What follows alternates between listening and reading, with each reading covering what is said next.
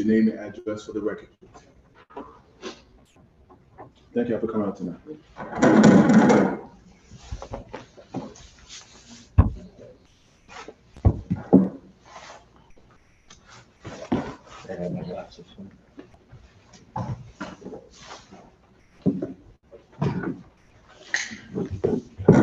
Good evening, Carl Jacobson, 15 Westerly Road, New Haven, Connecticut. Virginia TN, 40 Center Road, Westchester, Connecticut. The floor is yours. Well, thank you for your time, Alders, on this important issue. This grant specifically is to help us get help in that Intel Center. As you know, we're shorthanded. We are using some light duty officers. We will be hiring some specialists for that room as well. But there's a lot of things we're doing with that room, and I'm going to have Chief Etienne go through that after. But the specific grant is to be able to train University of New Haven interns and forensics college interns from the University of New Haven to help supplement our sworn staff. We were hoping to have people working in that center 16 hours a day, 7 days a week, to collect data and to work on different cases with detectives, because we do have, we're going to call it the real-time crime center, because we're looking at certain areas real time. When a shot spotter alert comes in, we can look in that area with the cameras and the LPRs, and those people in that room will be able to call out a license plate, call out what they see leaving the area, so the officers see what's going on before they get there, which is a great tool for safety reasons for the officers, but also investigative-wise, being able to catch people in the act or after during the investigation. We're hoping that we're able to recruit, train, and supervise 5 to 6 University of New Haven interns. They'll be put through all the different trainings that we would do for regular officers related to the Real-Time Crime Center, even up to being able to use a two-way police radio if they're in the Intel Center alone and they have to put out descriptions. They will be trained to review like our mission and value statements, and everything that officers are held to when it comes to this room, they also will be held to have to do. But they won't leave the room. They're not going to be officers. So we're partnering with the University of New Haven on this. That's where the grant money would, you had to partner with a college institution to move forward, and we've chosen them as our partners, and they're ready to do that. That being said, I'll turn it over to Assistant Chief Etienne to go over some of the great things we've been doing in the crime center. So just to add to what the chief said, we did do some interviews this week. The city has budgeted us 2 paid crime analyst positions for the real-time crime center. We just did those interviews. It went well. We got 3 very qualified candidates. We have to pick 2 out of the 3. Right now, the hours are 8 to 4. The demand is really 4 to 12 or 7 to 3 in the morning. That's when the bulk of the crime happens, and that's what the volume is. So we're trying to work with labor relations to see if we can tweak the hours. If we can't, we'll just have them on the A squad shift, what we call 8 to 4. This is just an overview of what the real-time crime center looks like. If you don't know, we have about 500 plus cameras in the city that are integrated into this crime center. We have about 166 LPRs, which is the license plate readers, that are also integrated into this crime center. Right now, we have 2 light duty officers working in here that are monitoring the scenes, monitoring shot spotter, monitoring Star Chaser, monitoring our RECORE system. RECORE is our license plate readers. And what that looks like is this.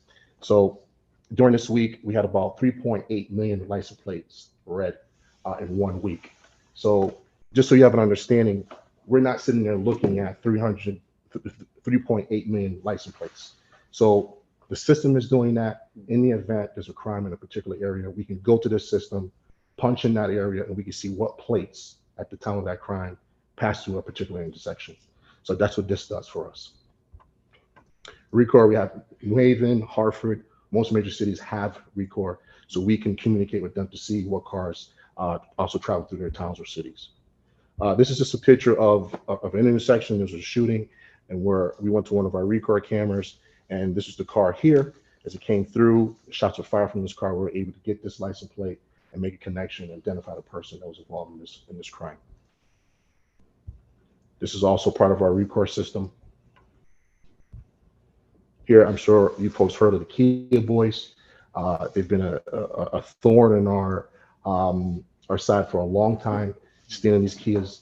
You can see here they are reckless. They don't care. They hang out the car. So through the RECOR system, we're able to pick up the car. Typically, these cars are stolen, so we can see where these cars are. We can send people real time to that location, try to locate this car and make an apprehension. So it's been working for us. And just to add on the stolen car part, we are working, we have a grant from the state that's been previously approved by you guys for overtime related to car thefts. So instead of officers just driving around and aimlessly looking for stolen cars, we use this intel in here where we can tell, like we put in a stolen car plate. It shows us all the different locations it's at, and it makes it easier to find it. And then that detail that's being paid for by on state money will go out and recover those cars or hopefully make arrests. So this thing is just working in conjunction with a lot of the other things that we're using in the PD. We also have license plate readers on our vehicles. We have about 95 of them right now in the patrol division, and that are actively scanning plates as they drive around the city. So we also have the capability of tapping into those as well. But just to be clear, and a lot of people are worried about this, we don't look at that data. We enter in the stolen car data or the car that was used in the shooting or something like that. Then we look at the data after that. We're not just randomly looking at license plates. There has to be a crime that links us to look at that data. So it's just a snapshot of some of the camera angles that we have in the city. And the reason why these interns are going to be important is because there's a lot of cameras, there's a lot of back and forth and toggling that the people that's going to be in this crime center are going to need to do. In order for this crime center to be effective, we need to have people in there 24/7. We would like it to be 24/7, but that's not going to happen. But we need people there. That's going to be our most important resource. So while people are looking at cameras, we still need officers to run on our state database, the plate system, running plates, in our in-house CAD system.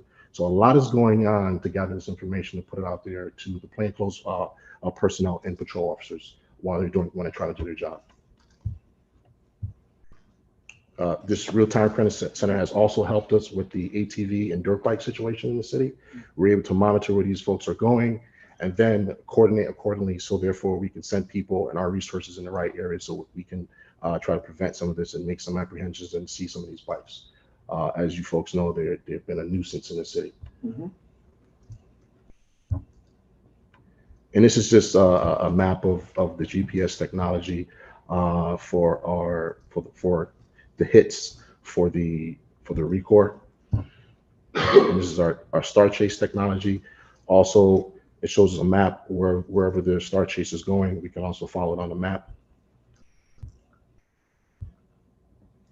And this, we have our crime elements that I spoke about.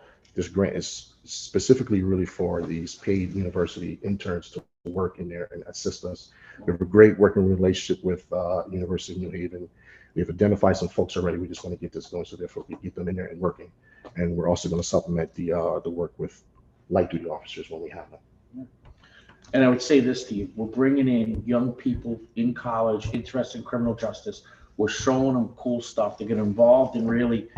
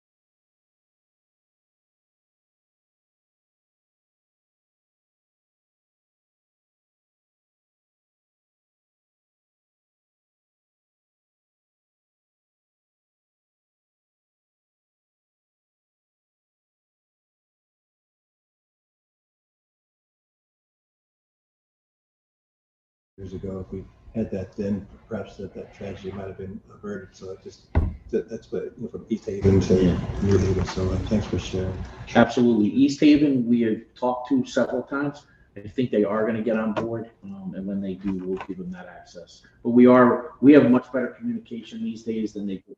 So, Thank you, Mr. Chair. I hold my comments for discussion. To me, it's straightforward. Something we need. Thank you for doing what you're doing, and thank you. Thank you. oh, you have a question? Thank you, Mr. Chair. I'm happy for the presentation because I know you guys came here a few times for funding for this technology, and here's the technology is in fruition now and it's working. So for me, I'm happy to see that. And thanks for that presentation and for building these technology. Thank you. Thank you. I may have a couple of questions on something else later on. So if you don't mind, like, hanging back for like 15 minutes. Well, it's a different item, but I want to see if I can have some questions in reference to it. Okay, sir. Thank you. Thank you. Thank you for your time, Ed. So we have another item, and I believe this is our youth director who's speaking to this item. Please state your name and address for the record, please.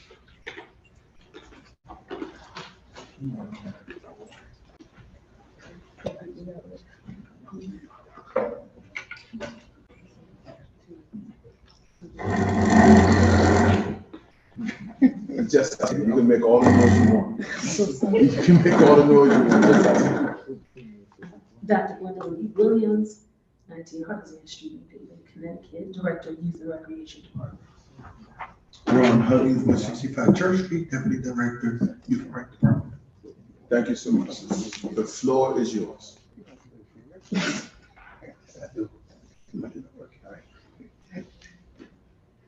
Go ahead. So presentation. So we are coming to the Public Safety Committee this evening to hopefully receive your approval for the RFP that we sent out in regards to managing our street outreach worker program. The only applicant that we had to apply was the organization that has been managing it over the last couple of years, which is Connecticut Violence Intervention Program. We did go through the formal process of the purchasing department and putting it on bonfire, and it was out for approximately 3 to 4 weeks. And again, this was the only organization that actually had put in for this program. I do believe that you have the documentation, and so the amount is $250,000. And one thing that we would like for you to take into consideration, the original ask was to have for, I'm sorry, how do I say it?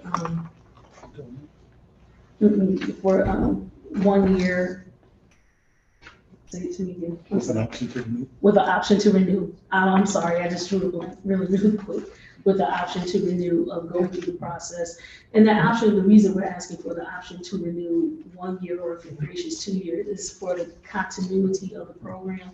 Because right now we don't have anyone doing the work until we're able to get the contract back in place. So that means from when it ended on June 30th until now, if they are doing anything, it is just because of their love for it. It is not because we have contracted with them to do the services.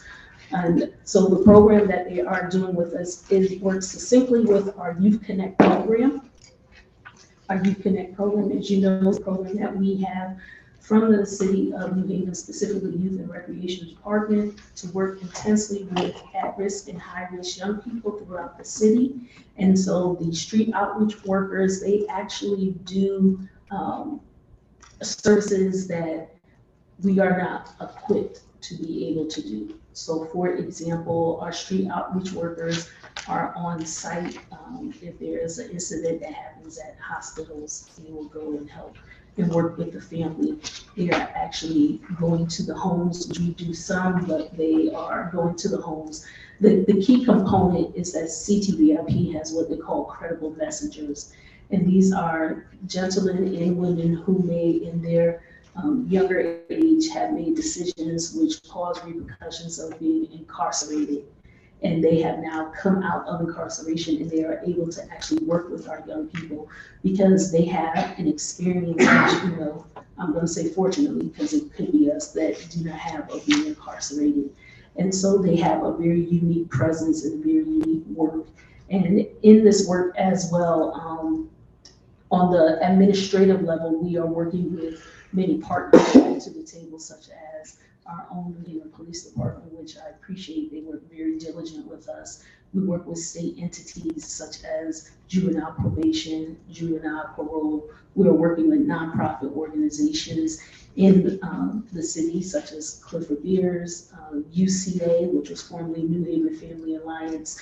And so the aspect that they're able to bring to the table is that they're able to come in and work with the young people. They may do work that you don't see. Mm-hmm. And that is because, and when I say you don't see, they're not necessarily out there like Ronald or myself with the big youth and recreation on, because there has to be a trust that is built between the young people and the people that are actually influencing them. So we do not, a lot of times we've heard, well, we didn't see them. And it was probably for a reason that you did not see them. And so we are trying to help everyone understand the scope of their work. They are not able to come in, such as law enforcement, because the young people are not going to speak with them. So they meet them where they are. So if they're in the park, sometimes in the night, 10 p.m. or 11 p.m., if there's something going on and we have a basketball game, they have a presence there.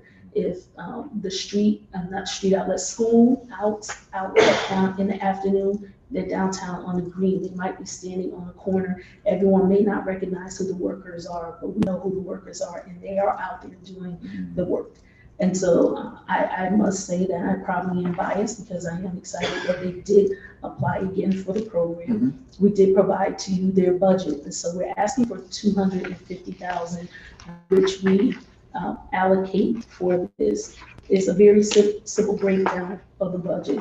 They have 4 workers that they are paying $50,000 to for their yearly salary. The fringes for each worker is $7,500, and so now we're at $230,000. They provide transportation allotments for them, so obviously gas for their cars because they do not have vehicles at their company. So the workers are using their own cars to get to the destinations, and then they manage our basic needs for clients. So the basic needs for clients is an array of things that the young person would need. The decision for basic needs is actually made by the administration here with the Youth and Recreation Department, along with consultation from Connecticut EIP. In the past, examples of what we have done, and it has been extreme, and it's something that we weren't able to really move through the city in a timely manner. We had a young person who was hot. We knew if he stayed in here in the city for 48 more hours, he was going to be killed. We bought a train ticket, we got him out of town, and we got him to an aunt that lived down south. So that's an example of how sensitive and needed the basic needs are. We've been able to go in with a young person, with the CTVIP, along with our staff, youth navigators. We've gone into the house. So we don't look just at the young person, but we look at the nucleus family. They didn't have a bed. We got a bed for them. They weren't going to class, and it was something as simple as they couldn't see the board. Got glasses for them. They didn't have food in the house. We got food for them. They weren't going to school because a friend, sister, cousin, ripped up and massacred all their clothes. We went and got underwear and clothes for them. So that's what we use the basic needs, and they manage this. Now, we do have some requests that come in for basic needs, like I can't go to school until I get some Jordans.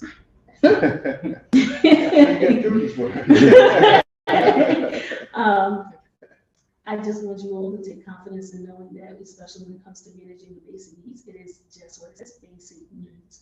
We make sure we're meeting the primary needs as much as possible. And unfortunately, we have also used the basic needs to help with funeral costs. And so we have provided food for repasses. We have been able to, maybe even get a spray of flowers, pay a singer, pay a musician, help with something towards a funeral cost. That, that's kind of the downside of having the basic needs, but there is an array of what we use the basic needs for. So that composes the actual budget that we have of $250,000.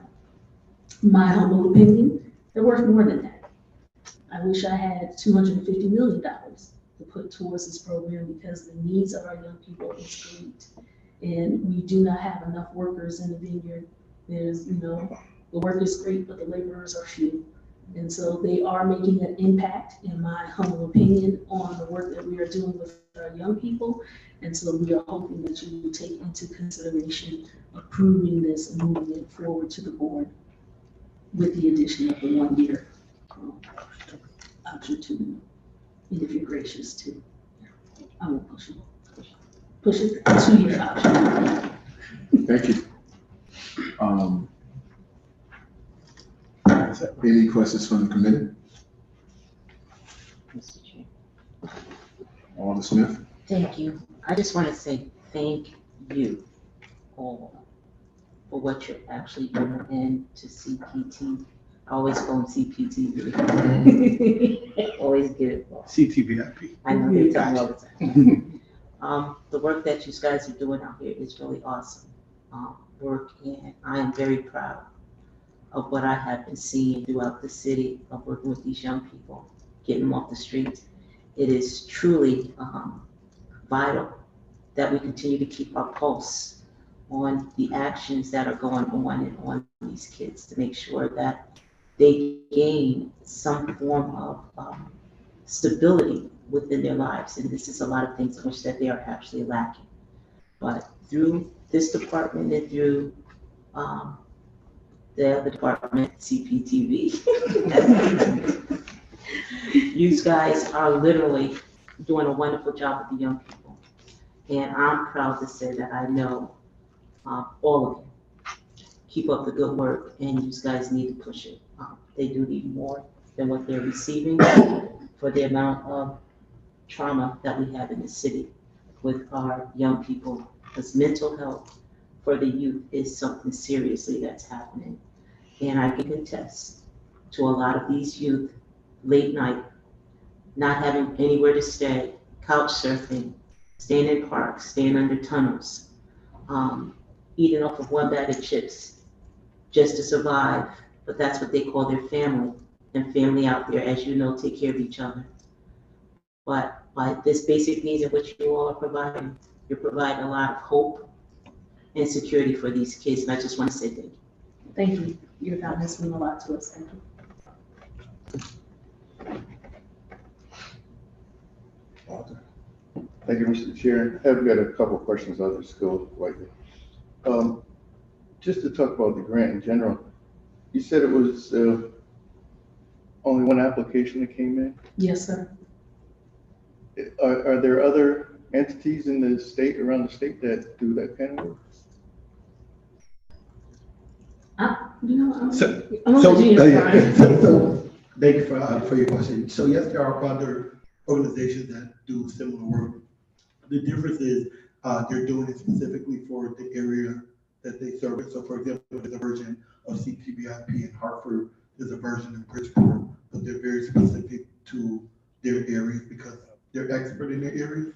So CTVIP, they seem to be very specific to New Haven County, but they do work with the Hartford team and the Bridgeport team because sometimes there are events that cross city lines that they need to work together.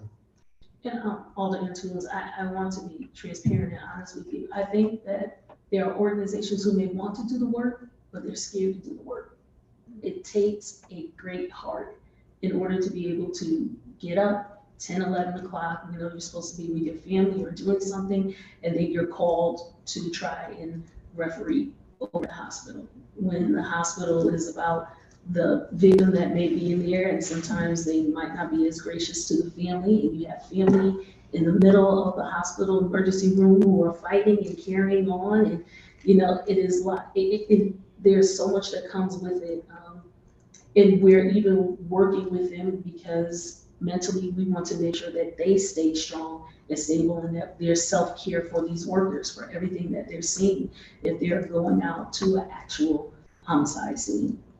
To try and work with some of the kids that are out there, they're also seeing the trauma. And so I think there are some who may wish they could do it, but really don't have the ability to do it. It's a tough population, and we know that. So this is not the kid that just has 2 or 3 days or maybe 2 or 3 weeks of truancy. We're talking about the robbers, the muggers, the car stealers, the killers, the drug dealers. I mean, we are dealing with a tough population. And it has, in my experience here, and I have been here working with the youth for 16 years here at the city, in my opinion, we have many who will work with the feel-good situations. Everyone who is doing great in school and, you know, I want to do their arts program and I want to take them on. And this was a population that was left hanging. And so now we had this organization who specifically formed as a nonprofit in order to specifically deal with this population. Before the existence of CTVIP, we did not have one group that focused on at-risk, high-risk. And its whole mission when it developed was to focus on violence prevention. So they are unique and they formed to the need of the work. So I saw them when they were just trying to get it together and asking for opinions and what do you think we need, and to see where they are now and the services that they are providing. You know, if they were capitalized, we're lucky. I'm sure there's people across the country who probably will want them to come to do some of the work, but we are able to say that they're housed here in New Haven. Again, I'm biased because I see the work that they're doing and they're helpful to me. They make my job easier because they're out there doing the work. Thank you. But as Alder Smith says, the work is needed and the product is great. My concern is the big picture. So when this grant is over, or the year or 2-year extension, what's the plan then? So we have been able to, the monies that we're using for this is special funds. But as you know, when you do your budget for general funds and I include them into our budget because the work is needed. And so they have been funded. And I will throw my shameless plug, as long as you continue to support the Youth and Recreation Department with our funding, and you do not cut it and you need more money, they will continue to be funded. So that's how we continue the work going. The Youth and Recreation Department, I would say about 75% is special funds. And when we came together with recreation, that is where most of our general funds dollars came from, because those positions are general funds. But the majority of the positions that are actually doing work, so Youth Service Bureau is special funds, Youth at Work is special funds. Even our program manager for Youth at Work, that's special funds. And so I had to be creative to make sure that when we get our dollars from the general funds, I make sure these programs they are prioritized. They are the primary functions to keep going. So we have been successful in keeping this program going for about 5 years now. It started, I want to say it was 2017, 2018. We have been able to keep this going. It would be wonderful if we could have a line item directly from the general funds budget, but until that happens, and I know one day it will always be part of my primary budget for youth and recreation. So I do not plan on letting this fail. Thank you. I have one more, but I'll yield if someone else has a question. I do have a question. Give me the breakdown of the 4 positions, like, are they 4 males, are they 2 males, are they 2 females? Give me the breakdown. So currently, for this particular grant, it's 2 males and 2 females, but this is undergirding grants that he has received from the state as well, which allows him to hire additional staff, which actually supports these 4 primary full-time workers. So though our grant is specifically for 4, his organization has seen a need for the work and has actually used creative ways to yield more money to be able to support the need of New Haven. So that's why, to Gwen's point about very violence, they actually understand the work of the city and are all hands on deck to try to fulfill. And if you don't mind, I would just like to give you some context so you can understand the Youth Connect program. The overarching Youth Connect program is a collaboration between the when it was first formed, Youth Services Department and the Board of Ed, so now YARD and the Board of Ed. And so our street outreach workers are just one component, just one partner at the table. Every young person that comes in, so we target the top 100, I'll say offenders, or most at-risk, high-risk, and this is done by a referral process. And so referrals can come in from us, it can come in from the Board of Education, parents, police department, referrals can come in from anywhere. And when we obtain the referral, we look at all the statistics, all the data that has come in and the reason why they're making the referral.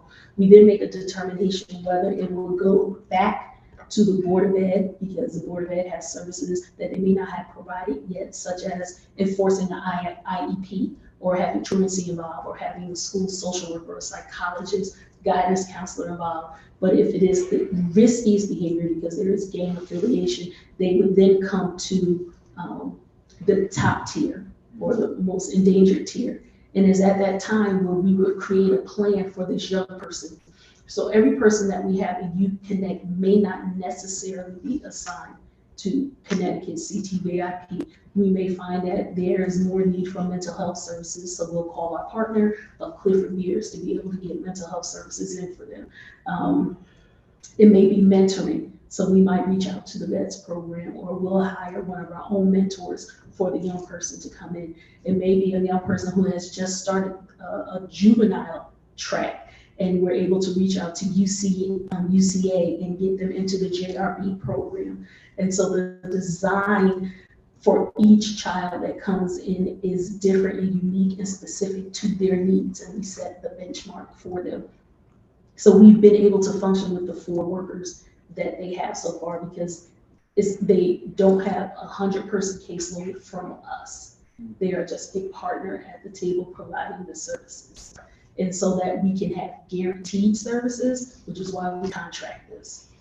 And Gwen, if I may, just outside of the work that they're doing with their specific caseload, I think it's important to highlight that they also accompany us. Once Chief Jacobson, he actually started something in New Haven called custom notification, which is the thought of helping to keep a kid or a person safe, alive, and out of jail.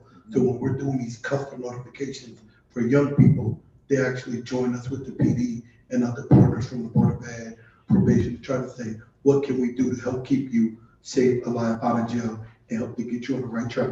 So outside of them managing their caseload, they are also partnering and showing up at high-risk events, such as high school basketball games, let-outs. So they're doing more than just being with a caseload, and I think that's important to highlight as well. Yes. So as adults, you may not recognize their faces, but our kids do.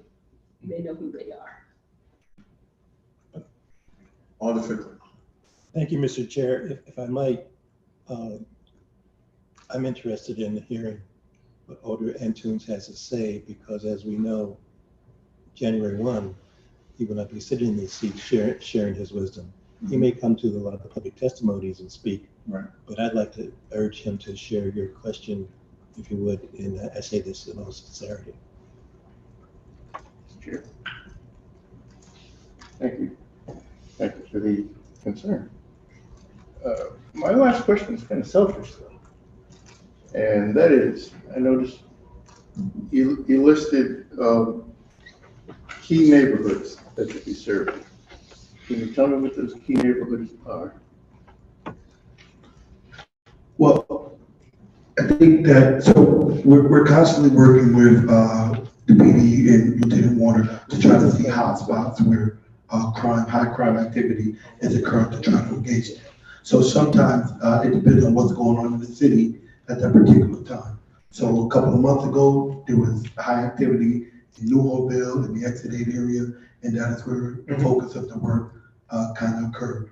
A couple of months prior to that, there was a lot of activity in the West Hills, Westville area, and there was a focus on that. So I believe that they really do try to attach and try to engage the entire city, but they do, but they do shift according to where there is need for additional support for hands on deck. That's how I would like. All right, I got you.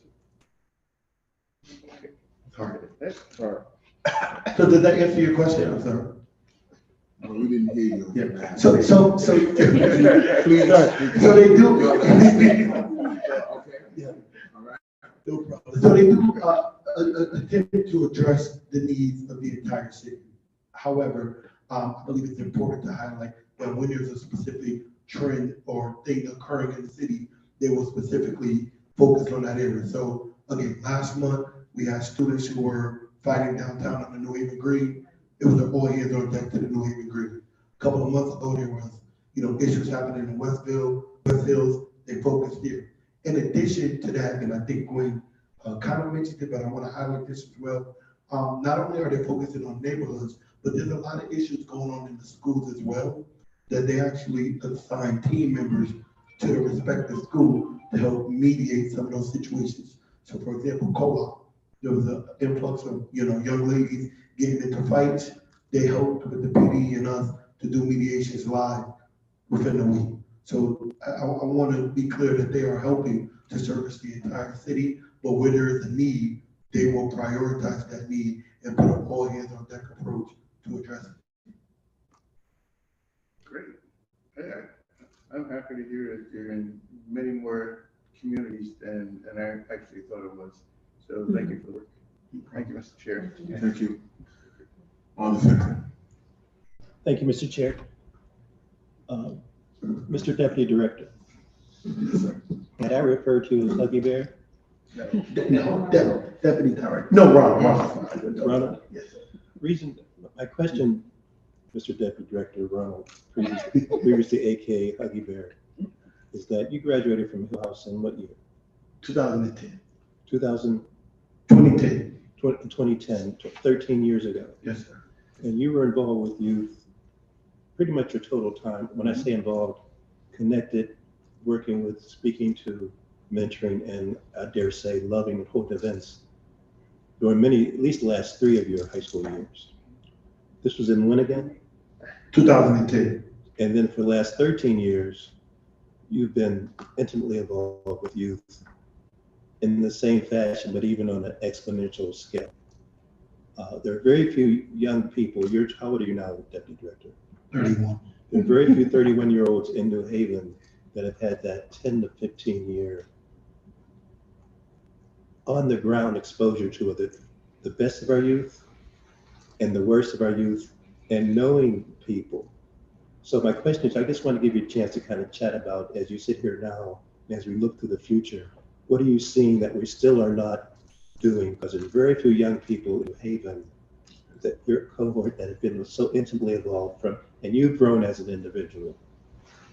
We all hope to continue to grow. So I'm just curious if you have anything to share in terms of your observations. And then you can even throw in your commitment to why you've stayed passionately involved with this. Although I know the city pays well, we know that, but separate from that. But with your almost 20 plus years, not to mention your Southern experience when you were a student. Well, thank you for your comments. I think there's 2 things that I think. One, there's a personal drive that keeps me going, having lost friends and family members in the city. That has become my personal motivation to give back and to actually show students that you too can grow up in New Haven, go to a New Haven public school, attend college in New Haven, and not be defined necessarily by the negative activities that are occurring around you. You can be a part of it and not necessarily be engaged with it. To your first question about what can we do moving forward, looking to the future, from a personal standpoint, I believe that an investment today is an investment in our future. And Gwen kind of alluded to something earlier where she spoke about in her budget and how with her budget, a lot of it is special funds. And a lot of times she is navigating general fund dollars into special funds to try to make sure that these programs are sustained and properly supported. And so I think from a looking further standpoint, we as a city, we as a board of alders, we as an administration can make a firm decision to say the youth, if we truly believe that the youth are the future of our city, let's take a strong stance and investing into the future of our city. Let's put, for example, Hartford does $1 million just into their youth at work program. It would be dope if New Haven said, hey, we're gonna match Hartford and or beat Hartford and, you know, match them, beat them, and say, we're putting $1 million just into youth employment. We're putting $500,000 just into, you know, programs that aid to support, you know, keeping youth on the right track.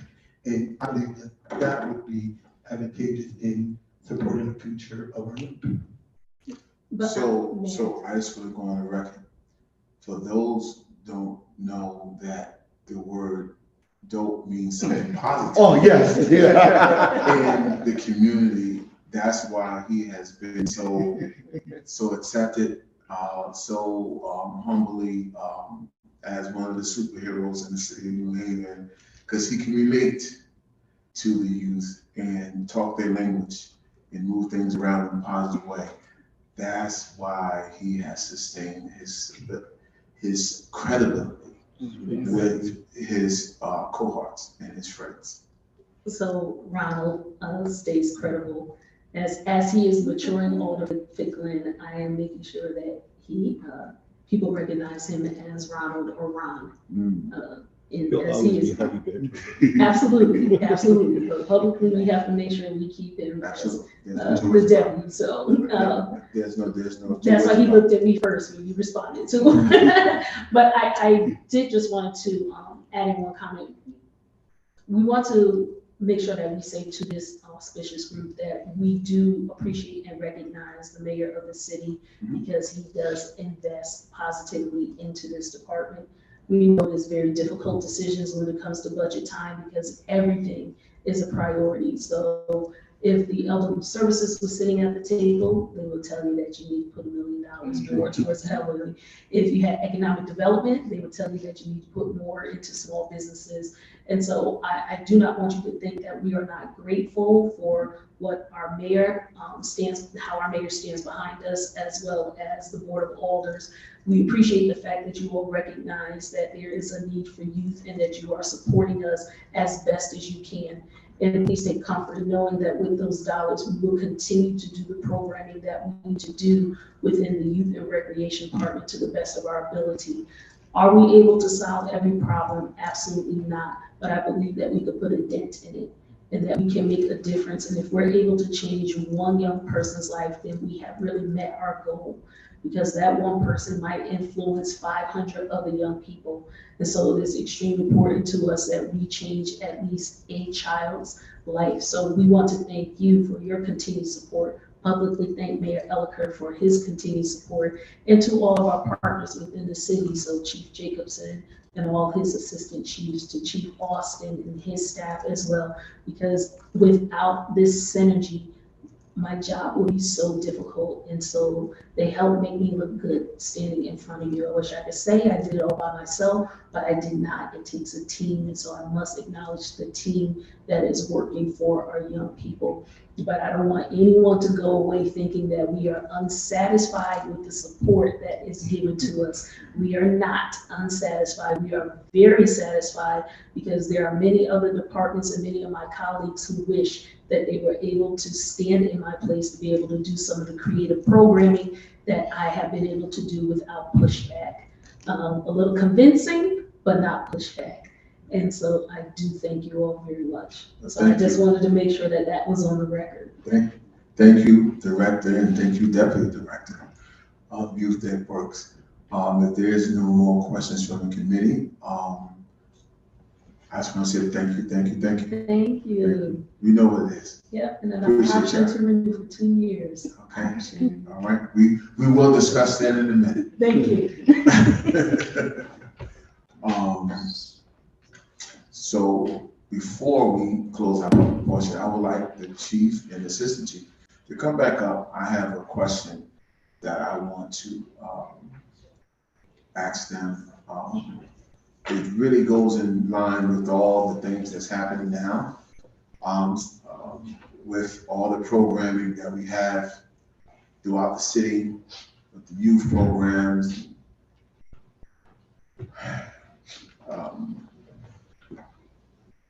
We are in a space right now that is recruiting officers. And I want to take a moment to open it up to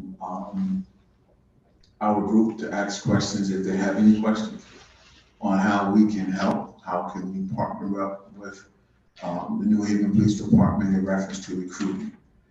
And I just want to know from the chief and the assistant chief, how is it going and what do you think is the most impeding problem of this process and how can we help? Well, there's a couple of things. Thank you for the question. I appreciate it. It's real important. We are making progress. We have 19 officers that started our FTO that are finishing up. 10 are done already. Some had to take some extra time to learn more, but those 19 should be complete all by the end of this month. There's another 6 that just went into the FTO program. They were trained in Hartford. They started in September. They'll be on their own in December. There's another 6 that graduate in December 8th from New Britain. And they'll graduate on September 8th and they'll go into a 3-month FTO program. We're working towards, I just signed the paperwork this afternoon to have our next academy class start. We'll preliminarily start the last week of November. December 1st will be the actual kickoff date, but they'll be going through tests and finishing up to qualify. It looks like we'll have at least 20 for that class, which is real important. But we were able to take about 60 candidates and get 20, which hasn't happened in the past. You know, we've pushed the limit with Sergeant Finch, and we use Coach Bob from prior from Hill House, doing athletic programs twice a week, and we've actually helped people that normally would never make it reach the level of fitness that they need to be. You know, we're a police department without a contract, right? Mm-hmm. It's been over a year and 3 months. The challenge is not that we don't have a contract. The challenge is that everybody else signed a contract. A lot of people signed a contract. Not New Haven city departments. I'm talking about police departments. No, I get it. No, I follow you. So you have Bridgeport making more money, Hartford making more money, Waterbury making more money. And then of course our neighboring towns make more money. So like, for instance, this class here, Hartford's putting in a class in December. 2 people decided to go to Hartford because the base salary is $20,000 different. And that's challenging. You know, it's challenging enough. It's a national trend. People aren't deciding to be cops like they used to. When I signed up, there was 1,200 applicants. You know, we're not going to have those days, and that's okay. And we're making the adjustments, and we're doing everything possible to get it so that we can get quality candidates. I will say we've increased the number of New Haven residents. Drastically. We've increased the number of minority and women officers drastically. If this class of 20 goes the way we think it's going to go, there's potentially 7 women that are in that top 20. So that's great. Yeah. But it's extremely difficult to keep them on the back end when you have departments all around making more money and offering other benefits. But don't get me wrong, there is, you know, we've lost some officers just in the last few weeks. 2 went to Woodbridge. Woodbridge, I believe, doesn't even have a pension plan at all. Woodbridge pays less than us. So when in debriefing those officers, one of them is a really good officer, and he said, well, I'm going to start a family. I need more free time, because he feels what we're doing to our younger officers now by making them work a lot, we'll have to do forever. And I'm trying to explain to them, no, I'm hiring. We're going to get there, you know. But unfortunately, that's the decision he made. And then the other officer, same type of deal, wasn't concerned about money or pension, was more concerned about mental health. So the other thing we've been doing is we just added another comfort dog. We're looking at creating a position that just looks at mental health, like our officer who's going to work with peer support, comfort dogs, KGA, which is our EAP, and actually setting up debriefings after major incidents. If an officer asks for help, that person will be their guide through that help. You know, we've never had that before. And now we've used, and Alder Antunes on this, we've used outside agencies, but are cops really outside agencies? No, they're not. But if there's a cop, a well-trusted supervisor in that position that can walk them through their mental health things, we got a better shot, right? So as soon as I have enough supervisors, I have somebody in mind, and I'm gonna do that, because I think it's important. I have to show these, and I call them kids because they're a lot younger than me, but I gotta show these kids that we care about them. And so twofold, we are getting people in. Okay. We are moving forward with that. It's just, we need to get a contract signed before their 2-year limit's up, and they're gonna walk out the back door. We are having tons of conversations. Chief Zanelli and I and Chief Bartana met with 4 officers out of line. They just pulled them out of line. Hey, how do you guys feel? What's going on? What do you guys need? You know, all of them, of course, say contract, but then other things, you know, other things that are easy fixes for us. So I think it's really about our administration showing the kids we care, but we also need the union and the city to show that they care and come together. And I believe those negotiations are headed in the right direction. It's just a year late, right? But we'll get it done. This is too important. That's what I tell our officers. You can go to Woodbridge and sit in a parking lot, or no disrespect to those officers, or you can stay here and really make a difference. And a lot of them get it. And there's been people that have been talked about leaving, and we've sat them down and they didn't. So I'm pretty proud of that. And we're going to continue to do that. I would open up to questions. I would ask the committee refrain from asking questions about the negotiation part of this thing, right? Because we don't negotiate their contract. But you know, if you have any questions around, you know, how can we help for getting the notice out, talking, you know, New Haven retiring, I think we should be able to do that. Mr. Chair, I have a question. Thank you. You mentioned that you had 6 going in, another 20 lost for going in. What would be the total numbers from the ones that are currently in the academy, that are about to come out of the academy, that you would have the police officers? So right now, anyone that's either in an academy or on training is counted, and we have 325, not including when I hire those 20 and the mayor swears them in, hopefully on like November 28th, that will add 20, which will be 345. But we're also coming to a deadline now of, I know 2 more are leaving for sure.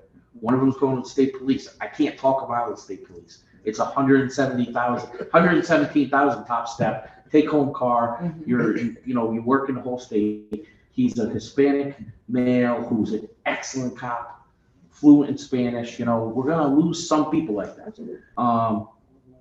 But besides those 2, we are also 5 potentially retiring. Yes. So another 5 retiring. So we'll get up to 345, but we'll lose at least 7, maybe more. That's the big number. If I only lose 7, I can move forward. Like, we're gonna make detectives in, and I'll tell you a quick story. We are gonna make 7 detectives in November because the list is running out. And we have these new fresh troops in patrol, so we're able to do it. There was actually somebody who's on that detective list, New Haven resident, great person, great cop. They were starting the process with Yale, but now we're making them detective and they're gonna stay. So those are the things we need to do to move forward.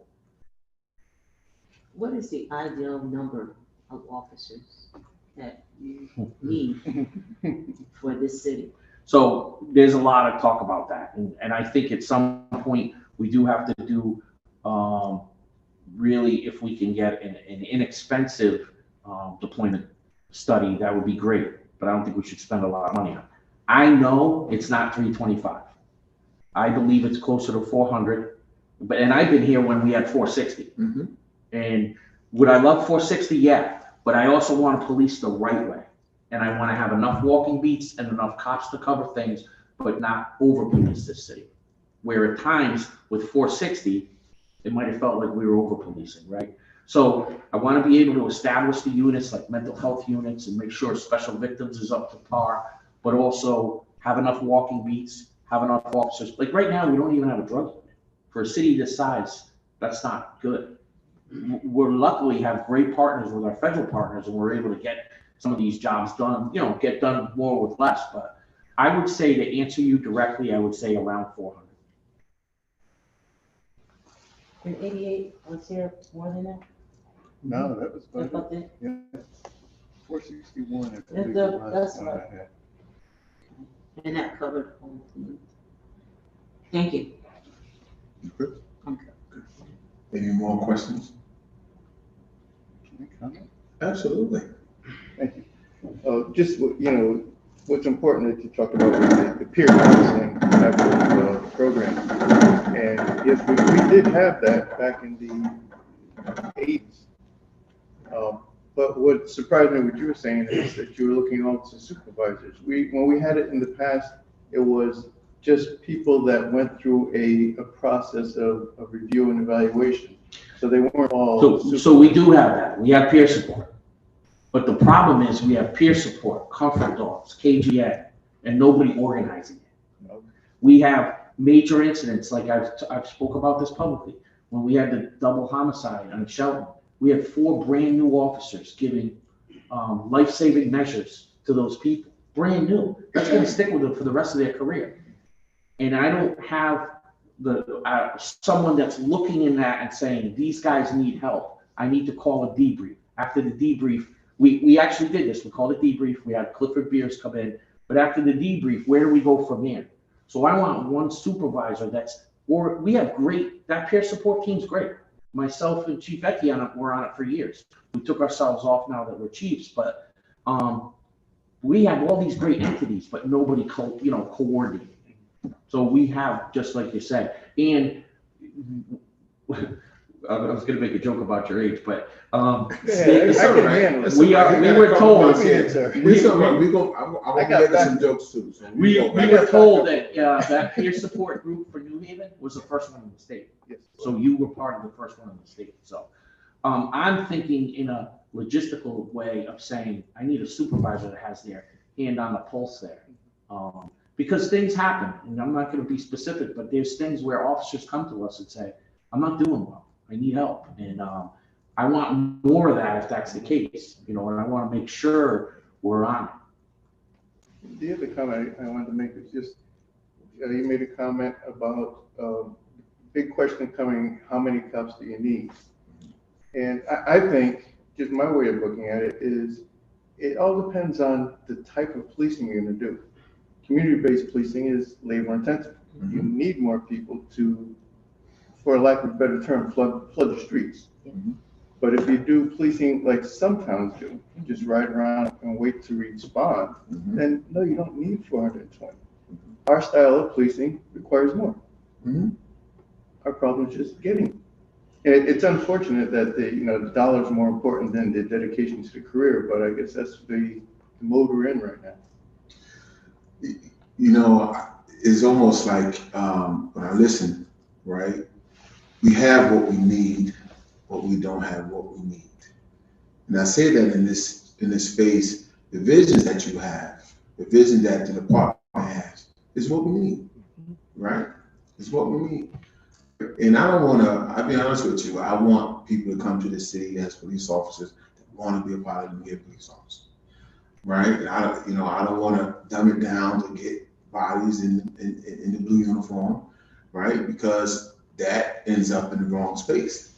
So I applaud you guys for having a vision for what we need, right? Hopefully, the interests around, contract be ratified and everyone get what they need to move us forward. Because, with the technology that we've been putting forth, all the things that we're doing here as an alder group that we push forward to try to help the departments move forward, if we get the right amount of number, we'd be in a better shape. So we have what we need, but we need what we need. And that's good people that want to be police officers. And I get it, right? And I open this floor tonight because, if we got to take flyers and put them in barbershops and whatever we have to do, I'm willing to be a part of that. Because that's one small part that we can do. Hopefully our guys can figure it out sooner than later. in reference to the contract, but y'all keep your vision intact. Don't change the vision, right? Because, you know, as the field of dreams, you build it, it will come. Mhm. I appreciate that. We're talking about recruitment, and you mentioned that you have 7 women that are coming on. If I were to try to sell the police department of recruiting more females to the department, it becomes hard sometimes because a lot of females go out after they get the job or whatever, growing up, they have babies. Do you have maternity leave for them?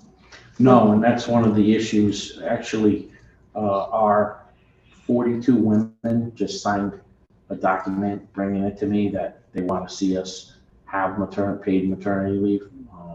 It's something that I brought to the union in the city, and I'm hoping we can rectify. They had 3 other things they wanted, like a secure area to pump, and we're doing that. That's federally, you're supposed to have that, so we're making sure we do that. They don't, if a woman comes back from having a baby and say she's in patrol, they want, and this is a tough one because it's a union thing, you know, they don't want to be 111 because now they have to do 16 hours instead of 8.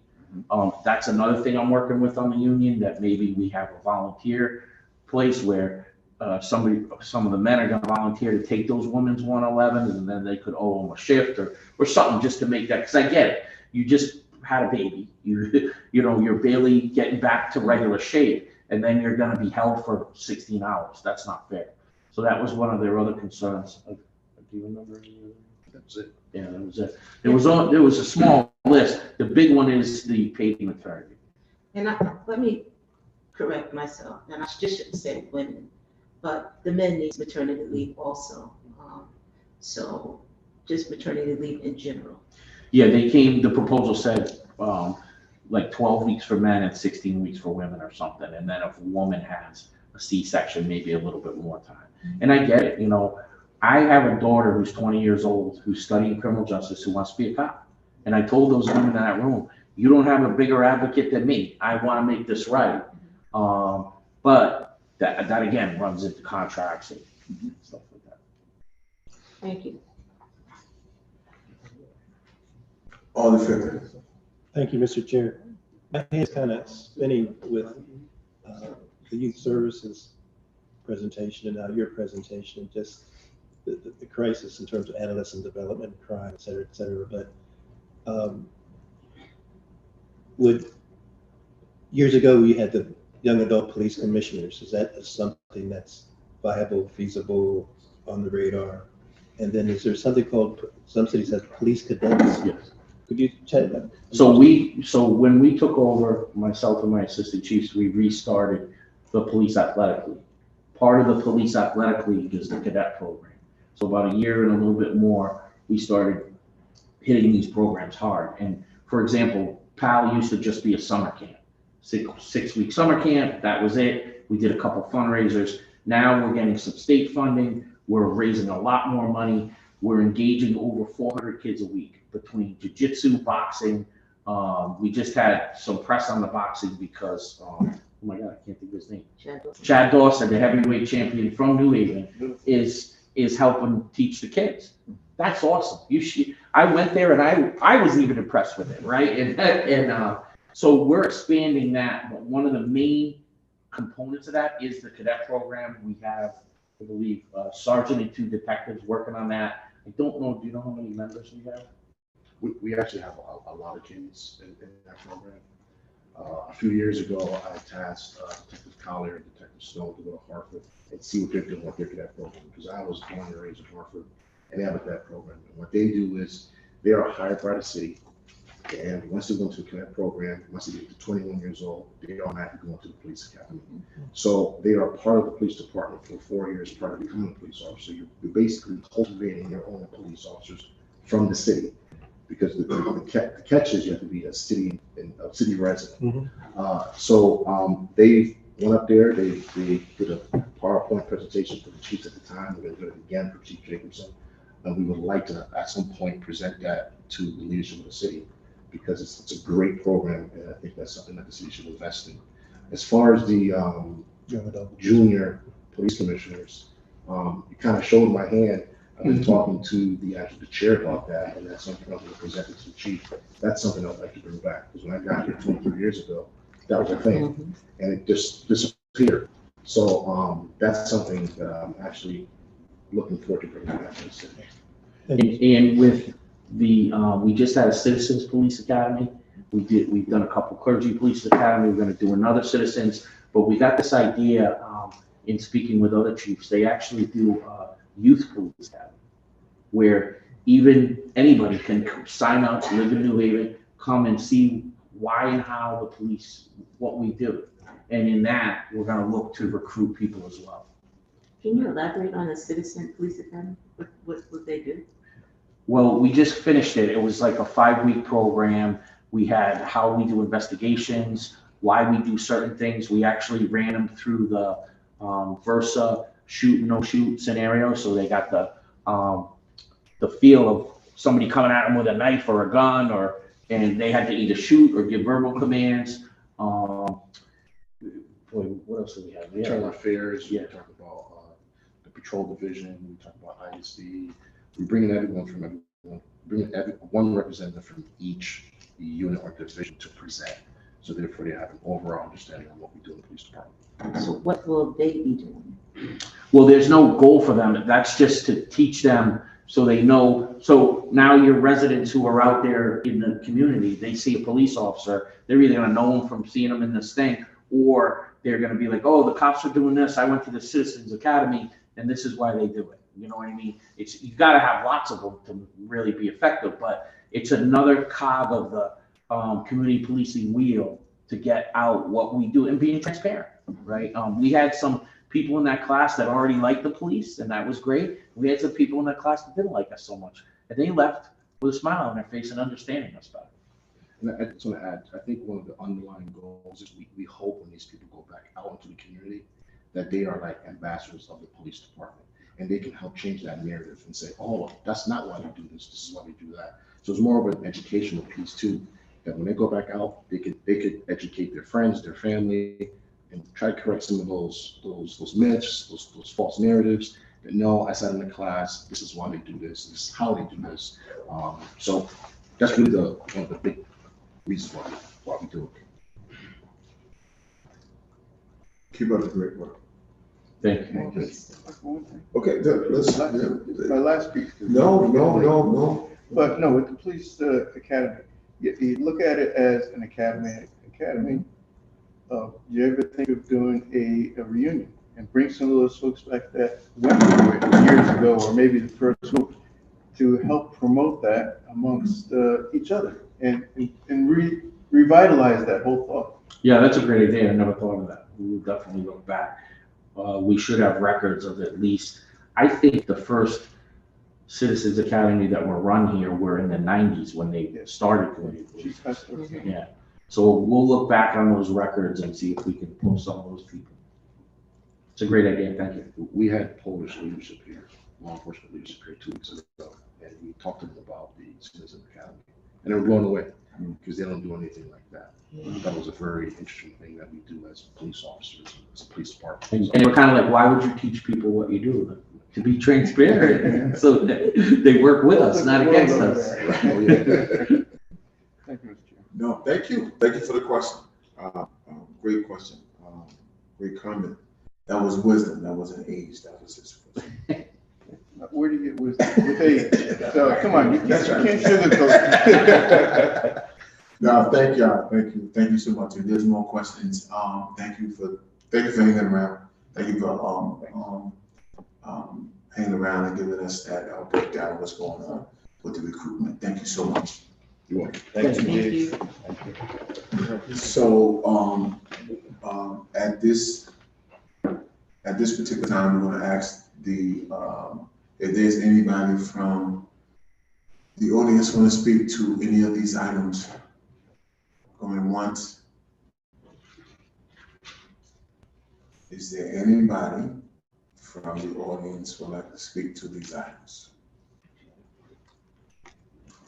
I see one.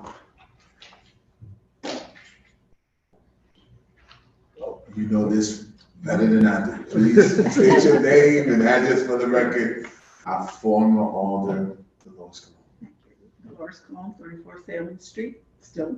And I'm here to hope that you would apply, approve of both requests for these grants to go through, because as I always used to say when I was an alder, who does not want free money for our city? These programs are vital for our youth and for the safety of our city, so please approve them and go home. Well, thank you so much, and let me give you your flowers. Hey, Right, let me give you your flowers right here. So thank you. I don't have any questions, but just wonderful comments about you. So I don't know if anyone has any questions for our alder, our former alder, but give you your flowers. Thank you for being Wait, here. just want to comment, Mr. Chair. Alder Singh.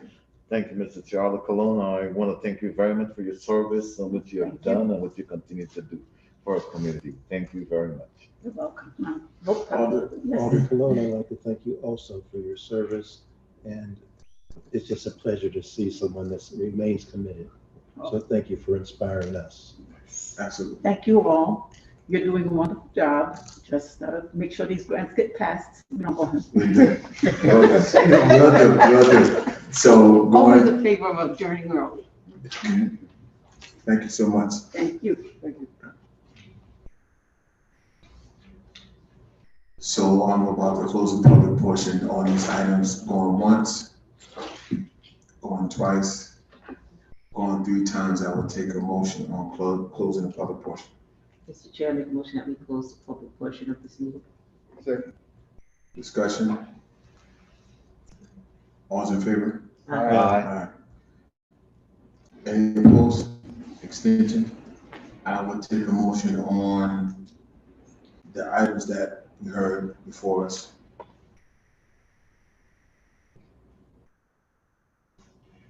Mr. Chair, I move item 0492 regarding the $120,000 for the Crime Gun Intelligence Center. Second. Discussion? So, It's all been said. Mr. Chair, I am also in support of this item for seeking this grant for the improvement of the department, and hope my colleagues would support this. Thank you. All's in favor? Aye. Aye. Any opposed? I will take a motion on our second item for the night.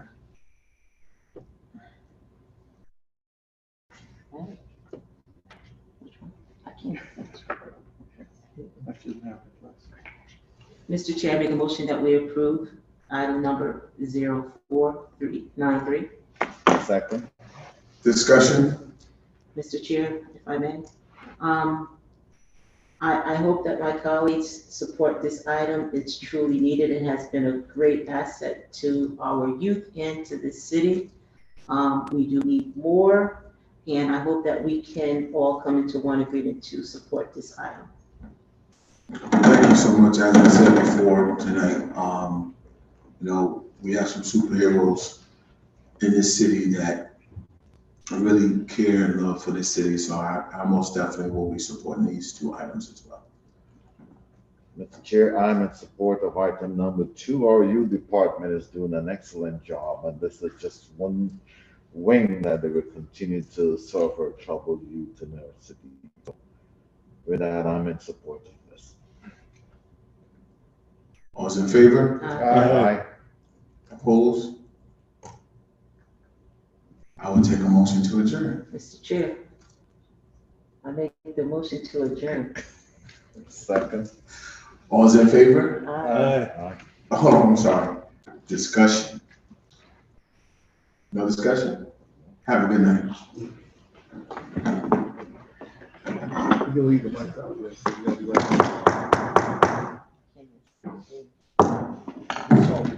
So, yes, just